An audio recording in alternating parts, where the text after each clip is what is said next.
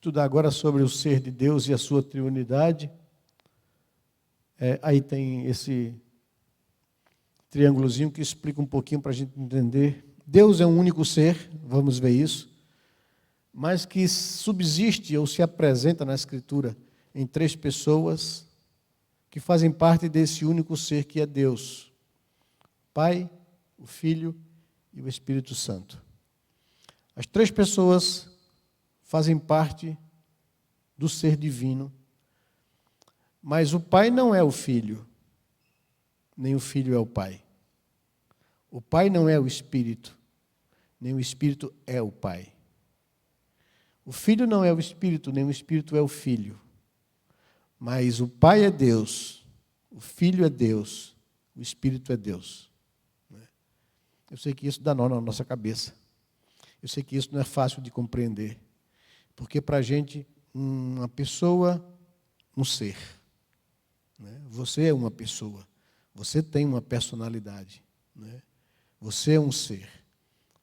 Mas o que Deus nos apresenta acerca dele é que ele é um único ser.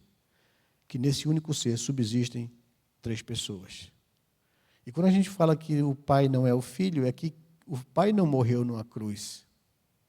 Quem morreu na cruz foi Deus Filho, que se voluntariou a isso. E a Bíblia nos ensina que a gente deve, na nossa oração, se dirigir ao Pai em nome ou pela obra do Filho, na dependência do Espírito. Então é Ele que nos ajuda em nossas fraquezas, porque nós não sabemos orar como convém, e Ele nos ajuda, nos auxilia. Então é isso que nós vamos tentar entender hoje, a nossa história, a nossa lição sobre Deus. Mas antes, vamos ver o que a gente conhece sobre Deus, um pouco aqui. O que é que você sabe sobre Deus?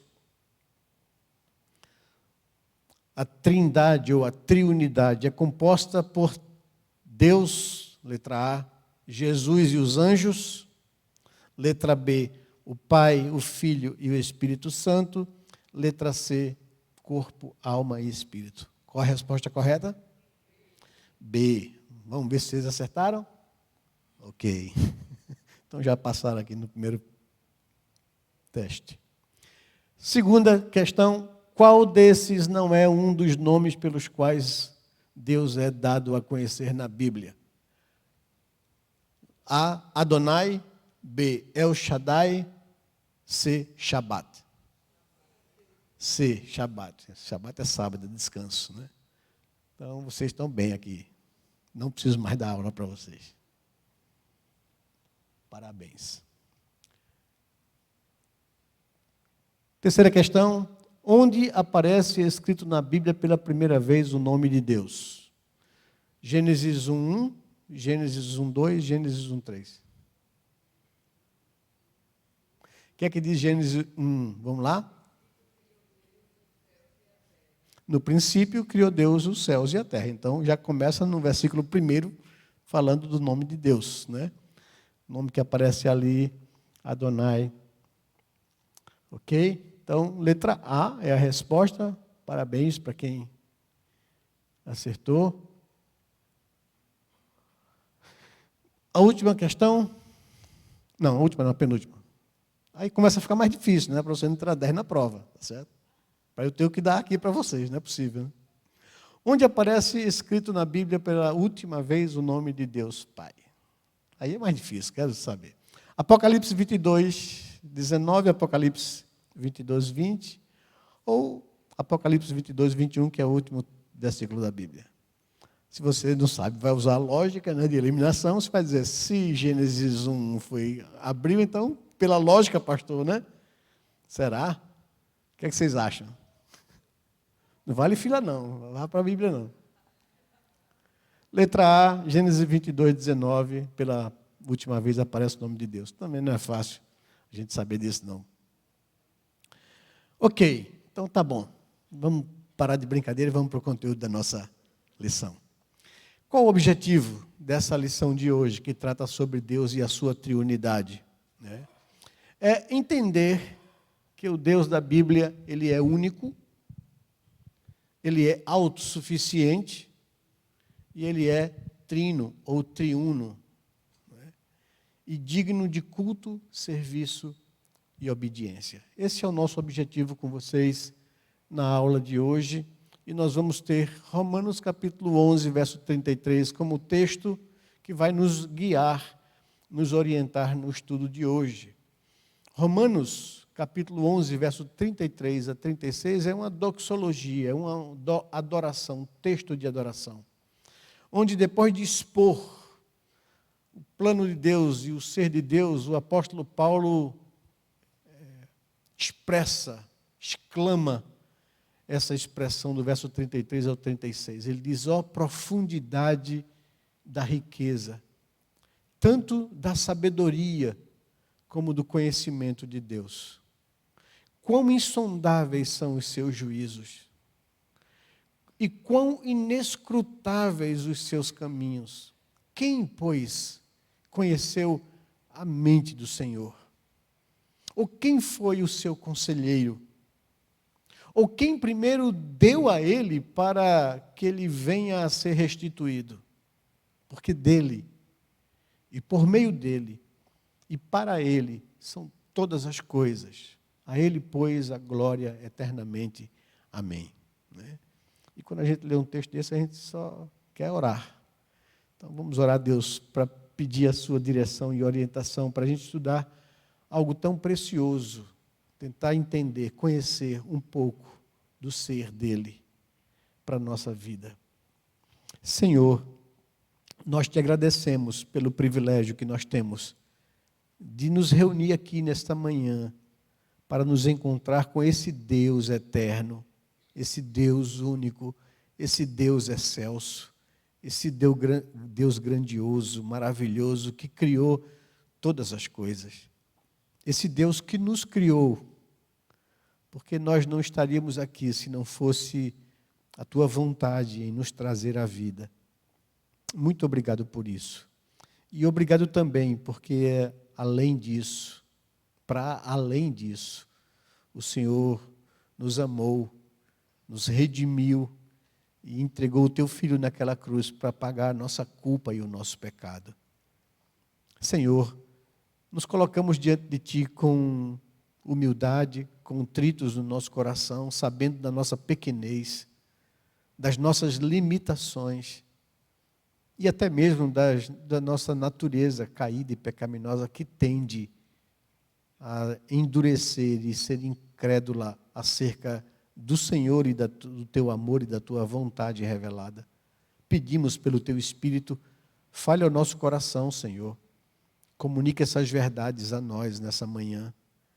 Mas que não só fique na nossa mente, no nosso conhecimento, mas que desça e transforme o nosso coração, para que a gente possa viver a nossa vida e querer vivê-la para a tua honra e glória.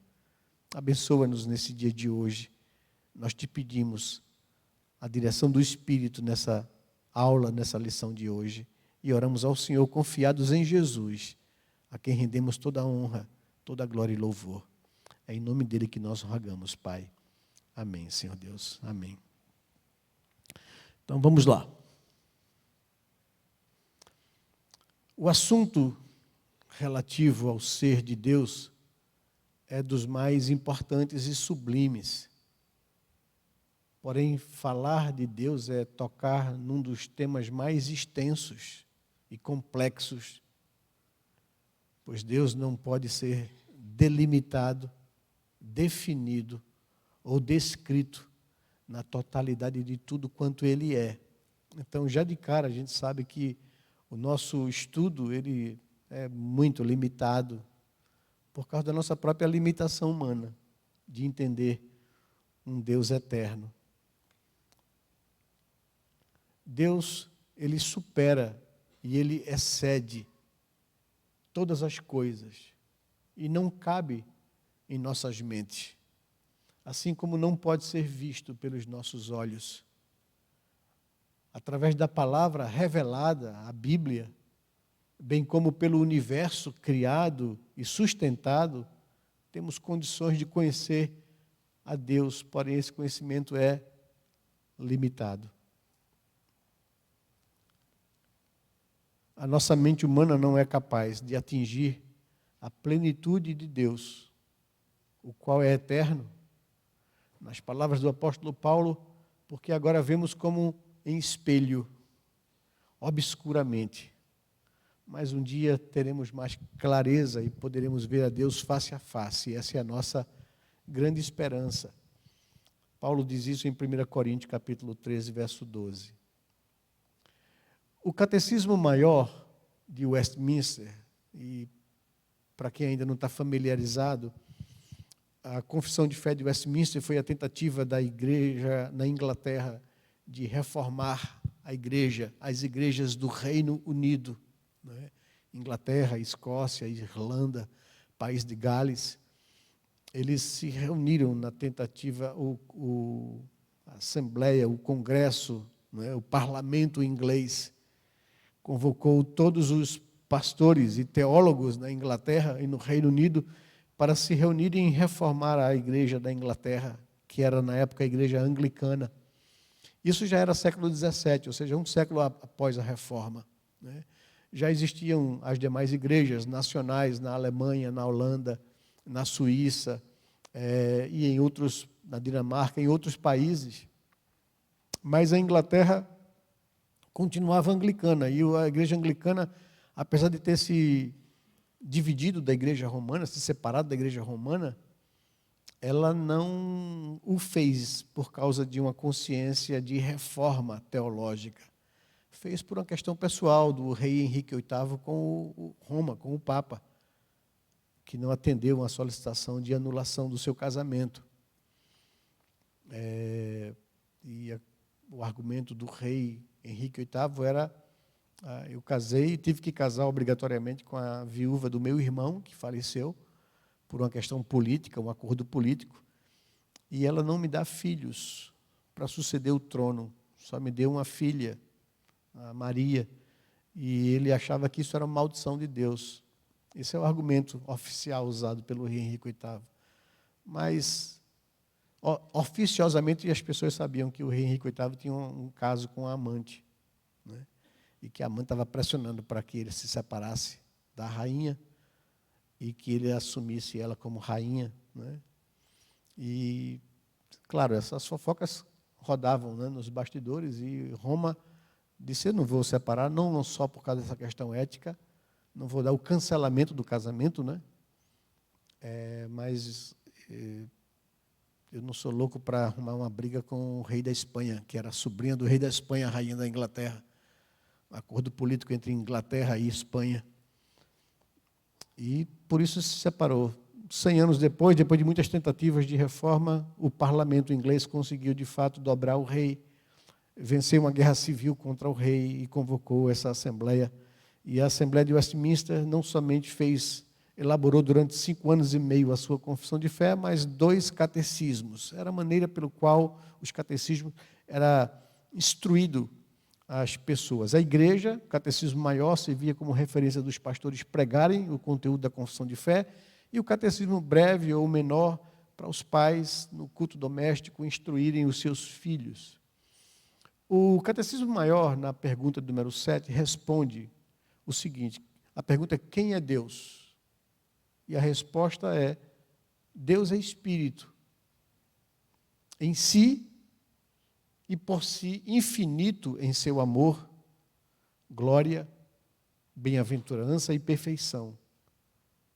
Ele é todo suficiente, eterno, imutável, insondável, onipresente, infinito em sabedoria, em santidade, justiça, misericórdia, graça e longanimidade.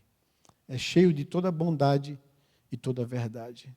Então, é tentativa de resumir todos os textos bíblicos que falam sobre a natureza de Deus. E a confissão de fé e os catecismos, eles fazem essa definição, essa conceituação, e mostra todos os textos bíblicos que eles estudaram durante 5 anos e meio para chegar a essa conclusão, a essa conceituação. Mas vamos então para o conteúdo do que isso apresenta. O Deus revelado na Bíblia, ele é único. É a primeira coisa que nós temos que saber acerca de Deus. que Ele é único, que não existe outro Deus. Essa é a declaração. E a gente vê ali alguns textos bíblicos que eu queria que vocês pudessem examinar comigo, né, para a gente corroborar a nossa fé. Não é só afirmar um conceito, mas onde é que a gente sabe que Deus, revelado na Bíblia, Ele é único? Deuteronômio capítulo 6, versículo 4, confira aí comigo na sua Bíblia, né, para que você saiba de que o que a gente está afirmando aqui é o que a Bíblia diz. É o chamado de Deus para a nação de Israel. Ouve, Israel, o Senhor nosso Deus é o único Senhor. É a afirmação, é o chamado de Moisés ao povo de Israel. Escute, Israel, ouça, Israel, o Senhor nosso Deus é o único Senhor. Portanto, aí ele vem falando para as pessoas o que Deus tem para falar ao povo. Outro texto é Isaías capítulo 45, verso 18, que nos diz assim: porque assim diz o Senhor, que criou os céus, Ele é o único Deus, que forma a terra e a fez. Ele a estabeleceu. Ele não a criou para ser um caos, mas para ser habitada. Eu sou o Senhor e não há outro. Isaías capítulo 45, versos 18. Né? E 1 Coríntios capítulo 8. Né? São vários textos que tem aqui na Confissão de Fé, mas a gente está pegando só 3 textos aqui para ajudar, para não ficar tão extenso.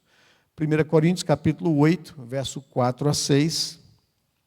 Diz assim o texto da carta do apóstolo Paulo à igreja em Corinto, na Acaia: quanto a comer alimento sacrificado a ídolos, era a pergunta que foram levar a Paulo, né? Por causa do culto a Deus Afrodite lá em Corinto, ele diz: quanto a comer alimento sacrificado a ídolos, sabemos que o ídolo, por si mesmo, nada é no mundo e que não há senão um só Deus. Porque ainda que existam alguns que são chamados de deuses, quer no céu ou sobre a terra, como há muitos deuses e muitos senhores, para nós, porém, há um só Deus, o Pai, de quem são todas as coisas e para quem existimos, e um só Senhor, Jesus Cristo, por meio de quem todas as coisas existem e por meio de quem também nós existimos. Há um só Deus, Paulo diz. Então, não existe outros deuses, só existe um único Senhor. É a primeira coisa que nós podemos saber acerca de Deus e que a Bíblia nos revela. E esse único Deus, primeiro, ele é vivo e verdadeiro. Né? Agora são vocês que vão aí ter que abrir Bíblia, a gente vai correr aqui com vocês. Quero ver quem é rápido na Escritura. Primeira carta de Paulo aos Tessalonicenses, capítulo 1, versículo 9. Alguém pode achar e ler para a gente em voz alta.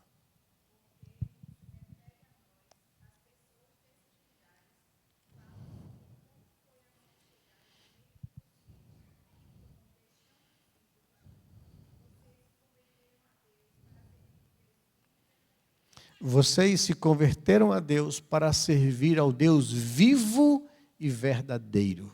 Não é? Ou seja, está em contraposição a deuses mortos, em comparação aos ídolos, imagens feitas por mãos humanas, que não ouvem, que não falam, que não andam, que não apalpam. São deuses mortos. Deus é Deus vivo. E verdadeiro. Significa dizer que os outros, a quem são atribuídos algum poder, são deuses falsos.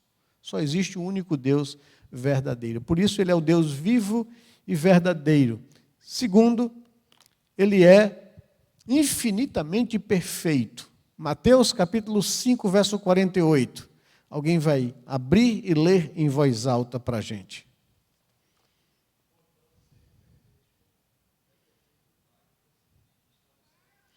Sejam vocês perfeitos, como perfeito é o vosso Pai que está nos céus. Então, o chamado para que a gente possa ser, imitar querer ser como Deus. Né? Vamos mais uma verdade acerca desse Deus único. Ele é um espírito invisível. Deus não tem forma ou aparência material ou física. Alguém lê para a gente o texto de João, capítulo 4, verso 24, por favor.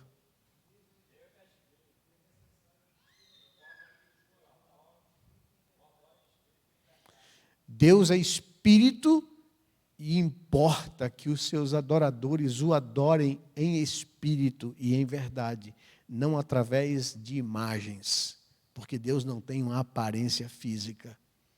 E Ele proíbe, né, que o homem o adore através da imaginação humana ou através de imagens. Então Deus é espírito e importa que os seus adoradores o adorem em espírito e em verdade. Quarto lugar, Deus é imutável.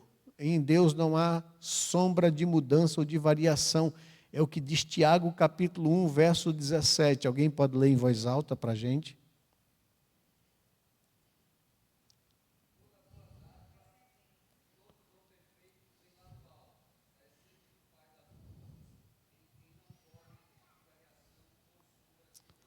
Em Deus não há variação ou sombra de mudança. Deus é imutável. Não é? Deus não tem essa coisa que eu e você tem. A gente muda de ideia, a gente muda de humor, a gente muda de comportamento. Não é? Deus é perfeito, ele é imutável. Não há em Deus sombra de mudança ou variação. Esse Deus único é assim. Ele é eterno, ele sempre existiu, não teve um começo e nem terá fim. 1 Timóteo capítulo 1, versículo 17. Alguém pode ler esse texto para a gente? Primeira carta a Timóteo 1, 17.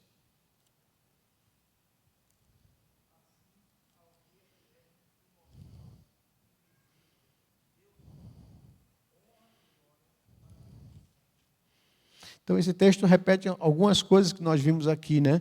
Mas ele diz ao Deus eterno, né?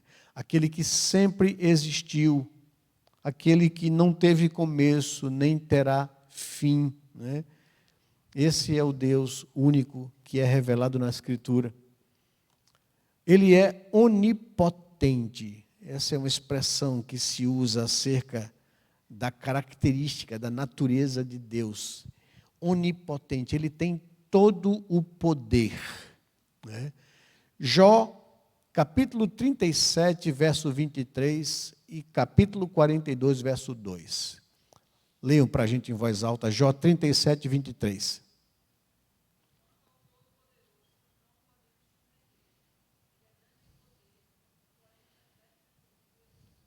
Ele é todo-poderoso, ele é grande em poder.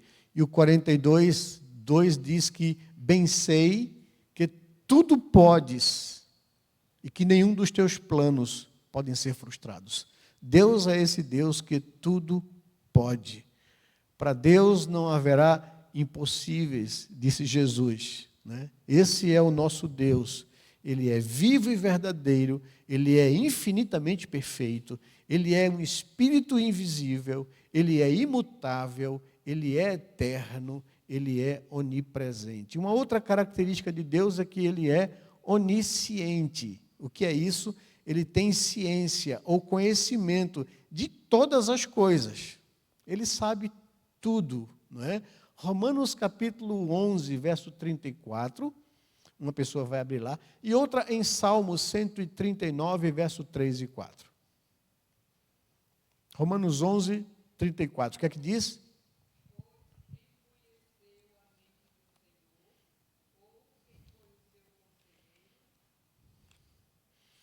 Quem conheceu a mente de Deus? Quem foi o seu conselheiro? Essa é a expressão para falar da sua onisciência. E o Salmo 139 é interessante, né? É um salmo de lamento do salmista, e ele diz o seguinte acerca dessa característica divina que é a sua onisciência. Ele diz assim no verso 3 e no verso 4: o Senhor observa o meu andar e o meu deitar, e conheces todos os meus caminhos. A palavra ainda nem me chegou na língua, e o Senhor já conhece tudo o que se vai no meu coração. Então, Deus sabe o que você está pensando agora, o que você está sentindo. Deus conhece a sua vida. Ninguém tem esse conhecimento. Ser nenhum celestial tem esse conhecimento. Anjos não têm esse conhecimento. Os demônios não têm esse conhecimento. O diabo não tem esse conhecimento. Ele não sabe o que você pensa. Ele só observa o seu comportamento. Mas Deus conhece o teu coração. Ele sabe todas as coisas. Essa é uma característica de Deus. Ele é onisciente. A palavra nem me chegou na boca. E o Senhor sabe tudo o que se passa no meu coração. O Senhor conhece todos os meus caminhos. Não há nada que eu possa fazer escondido de Deus. Ele conhece a minha vida. Ele conhece os meus segredos. Ele conhece as minhas dores. Ele conhece os meus sentimentos. Ele conhece os meus pecados. E veja, e mesmo assim, Ele me amou. E mesmo assim, e apesar disso, Ele deu o seu Filho por mim. Essa é uma das coisas maravilhosas acerca de Deus. Não é porque você faz alguma coisa ou porque você é bonzinho que não há entre nós nenhum justo, nem sequer um. Todos somos pecadores. Ele prova o seu amor para conosco pelo fato de ter Cristo morrido por nós, sendo nós o que éramos. Isso é graça. É um amor misericordioso, estendido a mim e a você. Deus sabe todas as coisas. Eu não tenho que me esconder de Deus. Eu não tenho que mascarar. Eu não tenho que representar. Eu não tenho que fazer fita para Deus. Ele só quer uma coisa de mim e de você. Seja sincero. Ele sabe o que se passa no teu coração. Seja honesto com Ele. Abre jogo com Ele. Ele pode fazer o impossível na sua vida. É esse Deus que a Bíblia nos apresenta. Ele é onisciente. E Ele é onipresente também, é outra característica. Deus está presente em todo lugar. Em todos os momentos, em todo o tempo. Deus ocupa todo o espaço. Não há nenhum lugar onde a presença de Deus não alcance. Né? Por isso Ele pode ouvir a sua oração. Por isso Ele pode ouvir a sua oração aqui agora. Por isso Ele pode ouvir a oração ao mesmo tempo de uma pessoa que está lá no Japão. Porque Ele é um Deus onipresente e Ele é um Deus onisciente. Veja qual é a heresia do ídolo. De você confiar em outra pessoa que não Deus. Você vai atribuir a um ídolo onisciência e onipresença. Porque seja lá o santo a quem você possa confiar e devotar e fazer uma oração, que ele não tem onisciência nem é onipresente. Se existe um santo que você vai fazer uma oração para ele aqui agora, e uma pessoa lá em São Paulo vai fazer uma oração, então significa dizer que ele é onipresente e que ele é onisciente. Por isso que Deus detesta a idolatria. Por isso que Ele não divide a sua honra nem a sua glória com ninguém. Por isso Ele proíbe veementemente: não terás outros deuses diante de mim, não farás para ti imagem de escultura, não as adorarás, não lhes darás culto.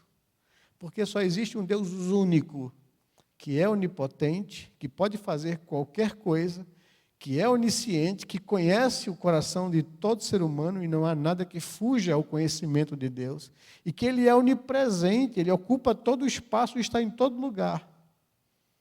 Então, é esse Deus que a Bíblia nos apresenta, essas características acerca de Deus. Ele é santíssimo. Eu nem li onipresente, né? Vamos ler aqui. Salmo 139, versículos 7 a 10. Diz assim o salmista: para onde fugirei do teu espírito? Para onde fugirei da tua face? Se subo aos céus, lá estás. Se faço a minha cama no mais profundo abismo, no mais profundo mar, lá estás também. Se tomo as asas da alvorada e me detenho nos confins dos mares, ainda ali a tua mão me guiará e a tua direita me susterá. Não tem para onde você fugir da presença de Deus, Ele está em todo lugar. Né? O salmista, no desespero dele, ele está aqui com a alma muito angustiada, se você olhar todo o salmo, né? Ele vai dizer, eu queria fugir de todos e de tudo, até mesmo do Senhor. Eu queria fugir para o mais alto, a alta montanha, mas se eu fugir para lá, o Senhor vai estar lá. Se eu fizer a minha cama no mais profundo abismo, o Senhor vai estar lá.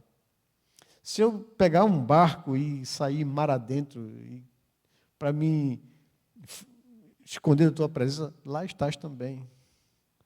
E a tua presença, ela não é ameaçadora. A tua destra me sustenta, a tua mão me protege, tu és um Deus que não desiste de mim. É isso que o salmista está dizendo, né? No seu desespero, na sua oração. Mas Deus é um Deus santíssimo. Alguém abra em Isaías capítulo 6, verso 3, por favor, e leia para a gente.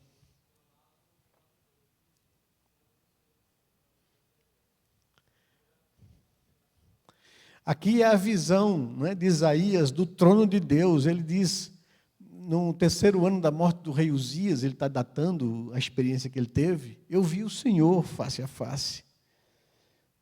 Eu vi o Senhor no seu alto e sublime trono, e anjos voavam, cada um com 6 asas. Com 2 eles voavam, com 2 eles cobriam os olhos para não contemplar a grandeza de Deus, e com 2 eles cobriam os pés para não tocar no altar de Deus, para não serem consumidos. E eu disse, estou perdido.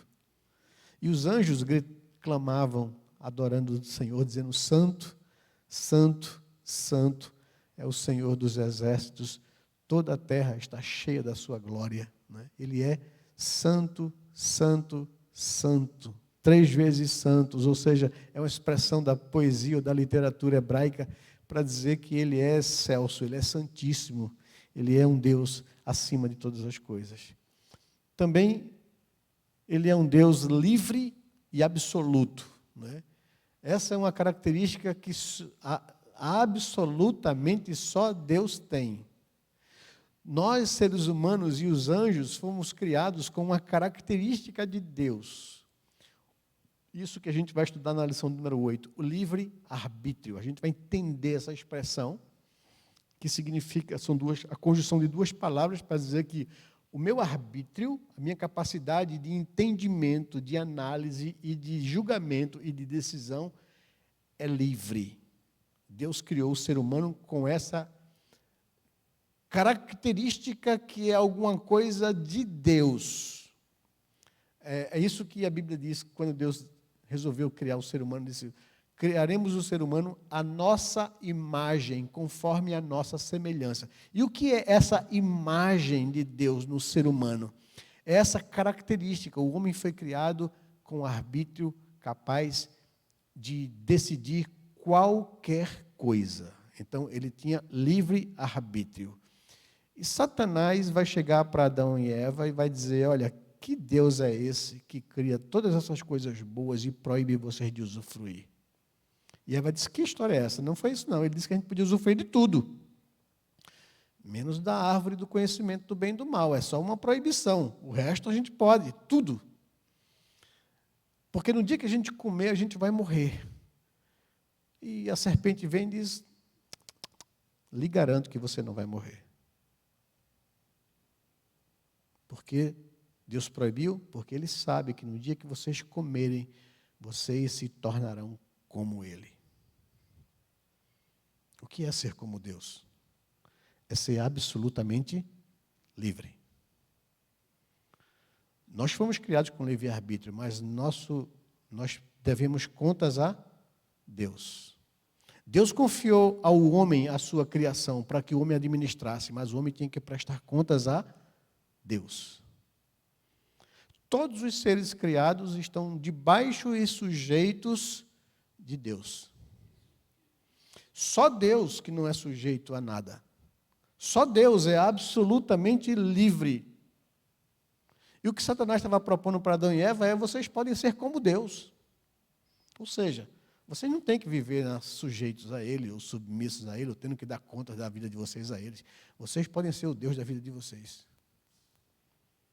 Vocês podem ser absolutamente livres. E Adão e Eva roeu a corda. E a gente está ferrado até hoje. Não é?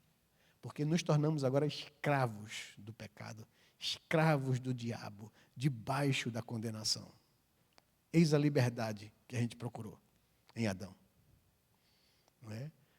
Nós éramos livres e não sabíamos. E nos tornamos agora escravos do pecado.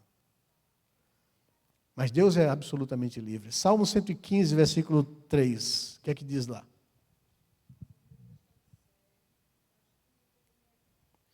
Nosso Deus está nos céus, no seu trono, e faz tudo como Ele quer. Tudo como lhe agrada.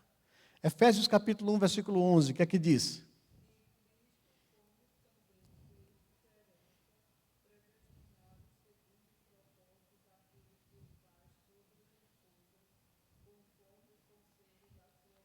Deus faz todas as coisas conforme o conselho da sua vontade, que é livre. Você não pode colocar limites a Deus. Uma das doutrinas mais complicadas e difíceis que a Bíblia nos traz, a gente vai estudar ela aqui, é a doutrina dos decretos de Deus. A gente vai estudar sobre a eleição. Deus não tinha obrigação de salvar. Todos os seres humanos estavam debaixo de condenação porque escolheram isso em Adão. Se Deus mandasse todos os homens para a condenação eterna, ele seria justo. Não estava mandando nenhum inocente para a forca. Mas ele resolveu salvar. Ele decidiu salvar. Essa foi a decisão de Deus Pai. No plano de Deus, uma pessoa justa que não era culpada teria que pagar o preço da culpa dos seres humanos. Não tinha ninguém. E a segunda pessoa da divindade, o seu filho, se voluntariou a se tornar homem, a se sujeitar a isso, a assumir forma humana, a ser tentado em todas as coisas à nossa semelhança e ser obediente ao Pai até o fim. E ele encarnou, assumiu forma humana, se humilhou a essa condição. Sofreu as contradições do ser humano. Foi injustiçado, perseguido e morto numa cruz. Porque ele se voluntariou a isso. E recebeu em si a condenação que era contra nós. Venceu a morte ao terceiro dia. Ressurgiu dos mortos. E agora ele conquistou o direito de salvar. Ele pagou o preço da condenação do homem. E aí entra a doutrina difícil da eleição. Mas Deus resolveu salvar, não todos, mas aqueles a quem Ele resolveu salvar pelo conselho da sua vontade, para mostrar a sua misericórdia nos salvos, para mostrar a sua justiça naqueles que foram condenados. Aí você olha assim e vai dizer: espera aí. E Paulo vai dizer: não depende de quem quer ou de quem corre, mas de Deus usar a sua graça. E aqui você vai entender a tarefa da terceira pessoa da divindade, o Espírito Santo. O Pai resolveu salvar. O Filho se voluntariou a ser executado numa cruz, pagando o preço da culpa do ser humano. O Espírito Santo chama o pecador ao arrependimento. E chama a quem quer. Jesus fala para os seus discípulos: não foram vocês que me escolheram a mim. Ao contrário, eu que vos escolhi a vós outros. E vos designei para que vocês vão e deem fruto e o vosso fruto permaneça. Jesus, em João capítulo 17, ora ao Pai, dizendo: Pai, eu não te peço pelo mundo, mas por aqueles que me deste do mundo, porque são teus. É por eles que eu vim. É por eles que eu morri na cruz. Mas isso aqui a gente vai... É só para botar minhoca na sua cabeça, para você ficar remoendo aí dentro. Porque eu sei que é uma outra coisa que é ensinada no nosso mundo evangelical. É que você é quem escolhe a Deus. Eu queria dar uma notícia ruim para você. Homem nenhum escolhe a Deus. Nós estamos mortos espiritualmente, mortos em delitos e pecados, escravos do pecado. Nós não queremos Deus. Não há ninguém que entenda. Não há ninguém que busque a Deus. Todos pecamos. E todos estamos inúteis a isso. Escravos do pecado, mortos espiritualmente. E um morto não reage. Só reage se o Espírito Santo de Deus gerar vida no coração dessa pessoa, conduzindo ela ao arrependimento e à fé em Cristo Jesus. Mas isso é assunto para depois. Senão eu não vou sair daqui hoje com vocês. E Deus é amoroso. Não é? 1 João capítulo 4, verso 8 e verso 16. O que é que diz lá? Eita, anestesia o pessoal. Foi. O que é que diz em 1 João capítulo 4, verso 8?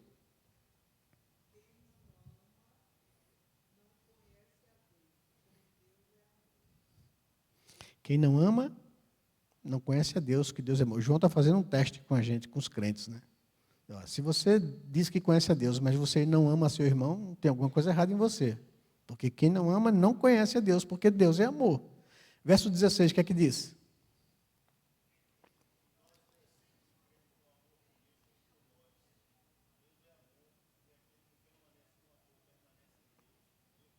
Pronto, Deus é amor. Quem permanece em Deus, permanece no amor. Então, Deus é um Deus amoroso, que se compadece. E, por último, tem o último aqui, justo. Ele é justo. Ele não é injusto. Né? Ele é um Deus justo. Naum, capítulo 1, versículo 2 a 3, e Salmo 7, 11. Alguém pode abrir lá em Naum, capítulo 1, verso 2 e 3? Profeta menor, Naum.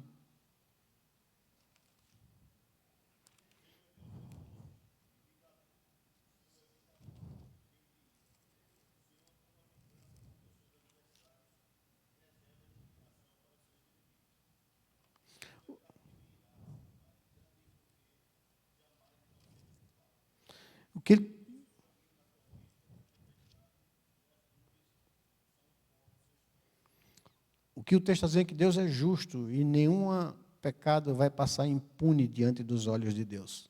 Ele vai julgar com justiça o malfeitor, porque ele é justo.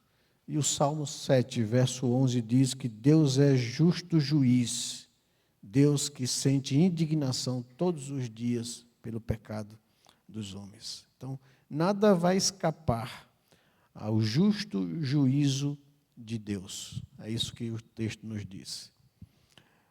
Então, é muita coisa, não é não? Veja, tudo isso a gente vai entendendo do que Deus revelou da sua natureza, do seu caráter, do seu ser. Ele é um Deus único e ele é único em todas essas 12 coisas aí. Tem mais, é porque a gente não tem como exaurir tudo aquilo que a Bíblia revela acerca de Deus.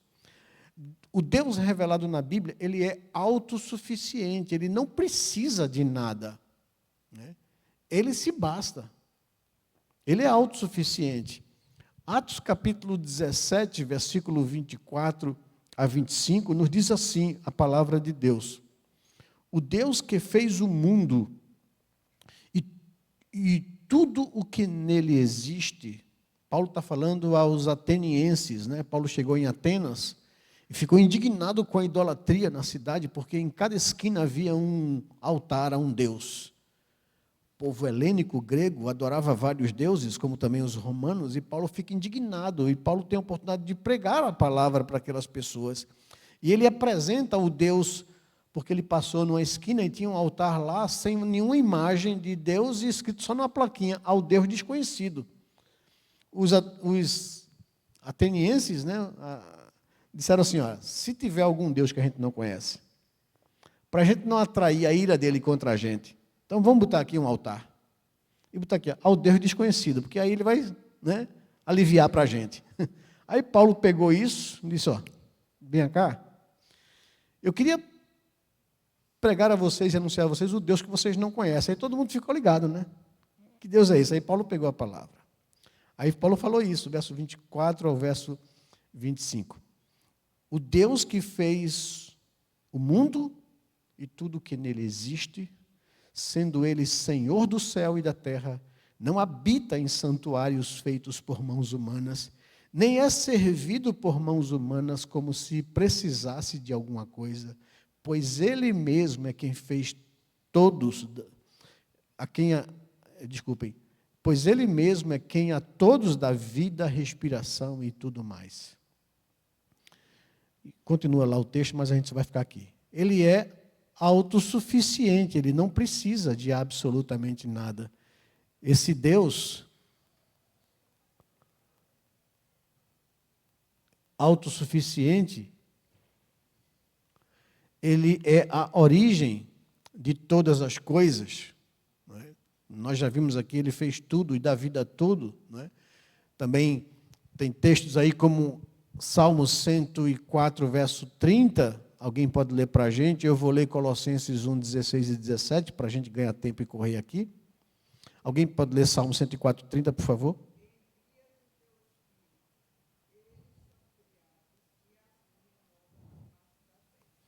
O Senhor envia o seu Espírito e todos são criados, e assim o Senhor renova a face da terra. E Colossenses 1, 16 e 17 nos diz o seguinte: pois nele foram criadas todas as coisas, nos céus e sobre a terra, as coisas visíveis e as invisíveis, sejam tronos, sejam soberanias, quer principados, quer potestades.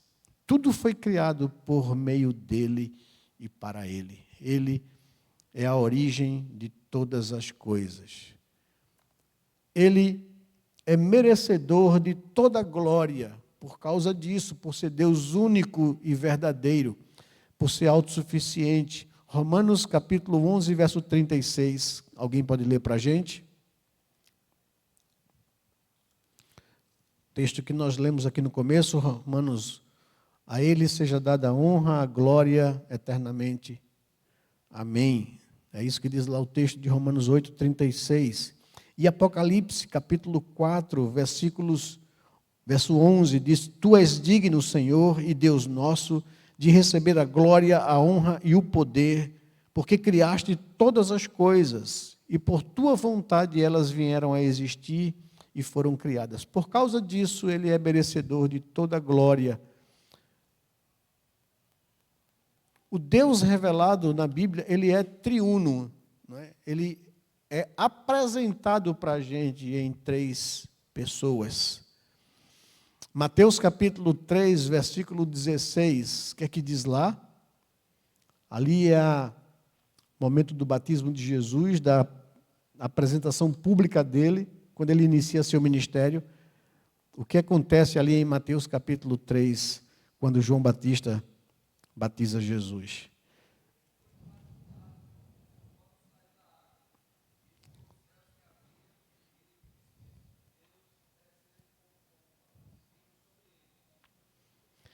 Então, Jesus Cristo, o Filho de Deus, como João Batista declarou, e como vimos hoje pela manhã com o pastor Lutero em Marcos capítulo 1, foi batizado e ao sair da água, o Espírito Santo de Deus desceu sobre ele em forma corpórea de uma pomba, e uma voz dos céus dizia: este é o meu Filho amado em quem tenho prazer. Ali naquele momento do batismo estava ali Deus Pai, declarando ao mundo que Jesus era o seu Filho amado e sobre ele o Espírito Santo. Então as três pessoas da divindade ali, né, se manifestando publicamente. Mateus capítulo 28, verso 19, Jesus manda que os discípulos saiam pelo mundo para fazer discípulos. E aqueles que crescem nele deveriam ser batizados em nome do Pai, do Filho e do Espírito Santo. E 2 Coríntios capítulo 13, versículo 13, está aqui a bênção apostólica, né? Falando das três pessoas da divindade, que a graça do nosso Senhor e Salvador Jesus Cristo, o amor de Deus, o nosso Pai, e a comunhão do Espírito sejam sobre vocês.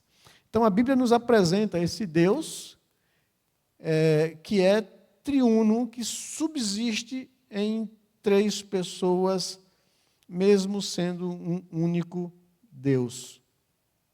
E esse Deus triuno subsiste em três pessoas. A pessoa do Pai, Efésios 4, 6, vai dizer que Deus é Pai, Deus Pai, a primeira pessoa da divindade. Deus Filho, a segunda pessoa da divindade, João capítulo 1, versículo 14. Todas as coisas foram criadas por meio dele, sem ele nada do que foi feito se fez. Ele estava na criação com Deus. E a gente vê em Gênesis capítulo 1, no princípio criou Deus os céus e a terra, Deus Pai. A terra, porém, era sem forma e vazia. O Espírito de Deus pairava sobre as águas. O Espírito Santo está ali presente. Você vê Deus reunido no conselho da sua divindade em Gênesis capítulo 2, capítulo 1 ainda, dizendo, façamos o homem à nossa imagem, conforme a nossa semelhança. Né? Então, e você vê João capítulo 1, 14, dizendo que no princípio era o verbo, e o verbo estava com Deus, e o verbo era Deus. Todas as coisas foram criadas por meio dele. Sem ele, nada do que foi feito se fez. Está falando de Cristo Jesus, a segunda pessoa da divindade. E ele habitou entre nós, nós vimos a sua glória, a glória como unigênito Filho de Deus Pai. Né? Então está aí Deus Filho e Deus Espírito Santo. Né? João 15, 26, Jesus faz uma promessa. Olha, eu vou ser entregue nas mãos das autoridades, vou ser crucificado numa cruz, vou ressuscitar o terceiro dia e vou para junto do Pai, mas não deixarei vocês órfãos. Eu enviarei o Consolador amado, o Espírito Santo, é Ele quem vai guiar vocês a toda a verdade. Então, a terceira pessoa da divindade está aí presente, Deus Pai, Deus Filho e Deus Espírito Santo. E as três pessoas são de uma mesma substância, poder e glória e eternidade. O Pai não é maior que o Filho. O Filho não é maior que o Pai. O Pai não é maior que o Espírito não é maior que o Pai, o Filho não é maior que o Espírito, e o Espírito não é maior que o Filho. Os três são um em poder, em honra e glória. São iguais nisso.